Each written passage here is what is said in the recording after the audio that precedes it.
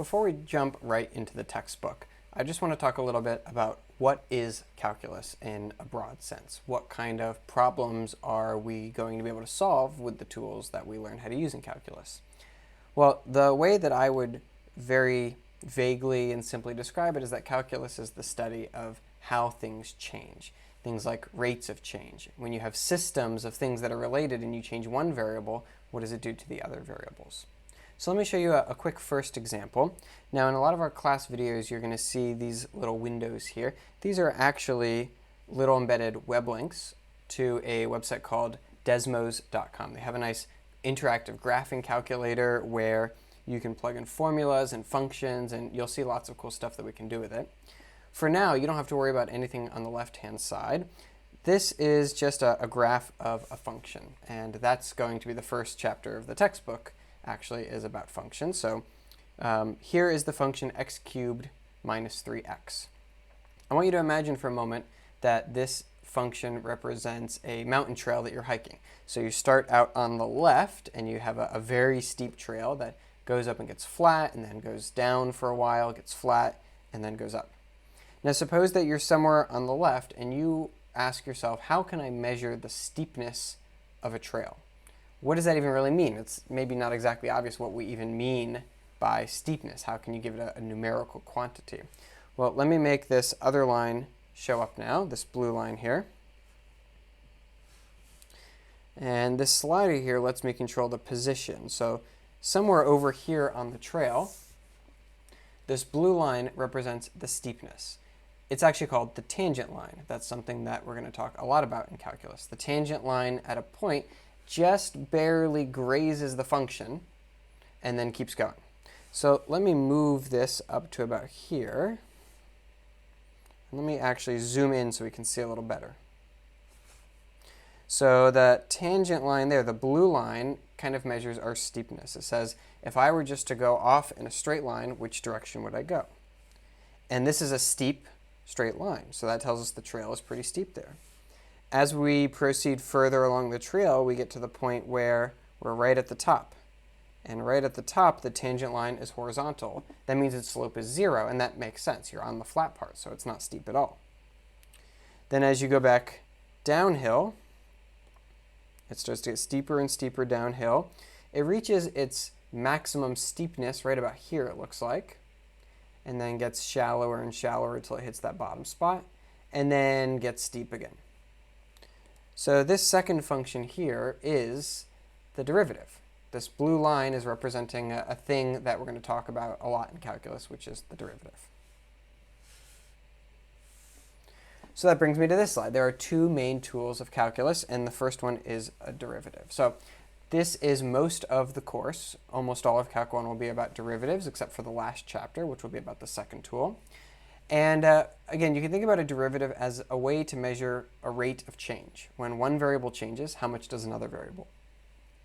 Here's an example of a kind of problem that you might solve with a derivative. So suppose that you know the position of a car at every point in a race. From that information, can you also find its speed? So if you have a graph of where it is at every point in time, can you figure out how fast it was going exactly 2 minutes in, for example? Can you find its acceleration? These are questions that you answer with a derivative. The second tool that calculus is made up of is the integral. We're going to see a little bit of this in the last chapter of Calc 1, and you're going to see a lot of this in Calc 2 and other math classes. You can really think about this as the reverse of a derivative. That's not going to make much sense until we get further in the book, though. Here's a similar question that you would answer with an integral, and you might see that it's kind of the reverse.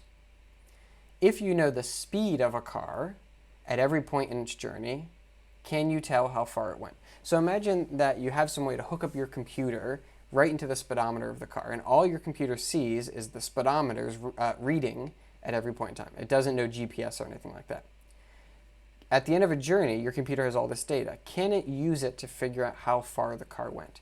You might have some intuition that the answer is yes, because it kind of makes sense that if you know you're stopped when you start your journey, and then you see, well, I sped up a little, I slowed down, it kind of might make sense that you could figure out how far you went in total. And the answer is yes, you can do that, and it's exactly the integral that lets you.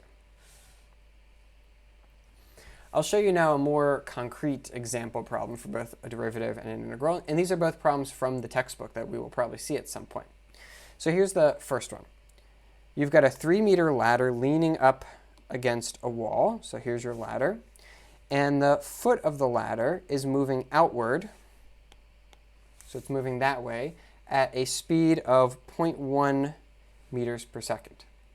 So if you imagine this situation, if the foot of the ladder is moving outward, then the top of the ladder here must be moving downward to compensate. And so the question is, if we know how fast the bottom is moving out, then can we calculate how fast the top is moving down? And the answer is yes, a derivative lets us do that. The problem says when the foot of the ladder is 1 meter from the wall, how fast is the top falling? So it's not just how fast is the top falling, you have to specify what this distance is first. If you kind of picture that in your head, imagine that you've got maybe a very long ladder and you've got the foot of the ladder very close to the wall. As you start to pull it out, the top is going to move down very slowly, but when the ladder is almost falling on the ground, then that top is going to be moving very fast. So you've got a lot of information here. You've got the speed that it's moving out, you've got some distance, you've got a different distance. Derivatives help you put all that together to answer a question like this. And lastly, here's a simple problem that you might solve with an integral. Water's pumped out of a holding tank at a rate of 5 minus 5 times e to the negative 0.12 t liters per minute. It's a bit of a complicated function, but we'll see examples of functions like this in the next couple of sections. Here, t is the number of minutes since the pump started. Okay, so the important thing is we've got a pump that's pumping water out of a tank. We know the rate at which water is pumped out, the speed that the water is coming out, and it depends on how long it's been since you started. Then the question is, if the tank starts with 1,000 liters of water, how much water does it have an hour later? So let's think about this function, because it looks a little abstract, and I'd like to put some numbers to it to make it more concrete. Here's over here a table of some values. So when t is 0, that means we plug in t equals 0 into this. So this becomes e to the 0. E to the 0 is 1. So this is 5 minus 5, which is 0. When you plug in 1, you get about 0.57. When you plug in 2, you get about 1.07, and so on. 30 minutes later, you get about 4.86. So this makes some physical sense. You turn on the pump, and maybe it has a very long amount of time that it takes to get going. The millisecond it turns on, it's probably still stationary. It's not pumping any water. 1 minute later, it's pumping at a faster rate, and 2 minutes later at a faster rate, and 3 minutes even faster. 30 minutes later, it's about 4.86. And let's visualize this whole graph, actually, with our Desmos calculator. There's that startup time of 0, 0. And as I move the number of minutes further, we see at about 20 minutes, it's pumping at about 4.546 liters per minute. And it looks like it gets closer and closer to 5, but never passes it. So at the end of an hour, it's pumping at 4.996 liters per minute, not quite 5. And we'll learn more about functions like this, and we'll know when we look at them, oh yes, this is going to get closer and closer to 5, but never quite reach it. That kind of thing is called a horizontal asymptote. Okay, so we're not answering the question, because we don't have the tools to do that. We won't be able to do that until later in the book, but this is the kind of thing an integral can tell you. You know the speed at which water is being pumped out, and the question at the end is what's the total number, how much water, what's the total amount of water that's left at the end of an hour. Okay, so a couple example problems to show you about the two tools we'll use in calculus, derivatives and integrals.